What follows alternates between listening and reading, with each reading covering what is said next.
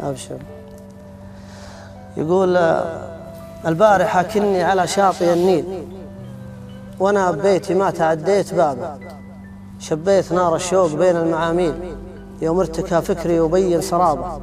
حين ابتدى للشوق موعد مع الليل، وهناك كانت للقصايد كتابة، يصب لي واشرب معاها الفناجيل، ويلعب مع الهوجات صوت الربابة، يلعن ابوه شلون جر المواويل، وصدر الحزن مليان قبلها كابة، كنا صغار وجيلنا غير هالجيل، كنا الليالي حالفها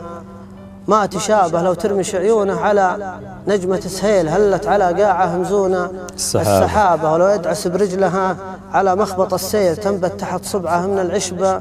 غابة، ولو يلتفت للفقر غنى تساهيل، تشوف حلم الليل نوخ ركابه، ولو يبتسم للحزن شبت تعاليل، ولو يضحك بوجه الزمن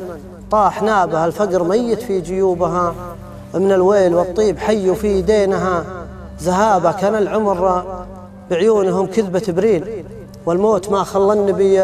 والصحابة، صغار لكن بالهقاوية رجاجيل، واطفال لكن بالمواقف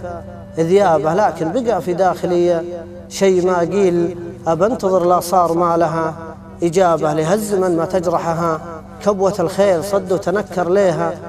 حضر الجنابة، من حيلتي غنيتها والعاد بي حيل، عود تذكر ما مضى من شبابه، يا ليل دانه يا لدانه ويا ليل، قال العمر يا هيه ما هي طلابه، ما قلت لك إني على شاطئ النيل وأنا ببيتي ما تعديت بابه. صح حسان.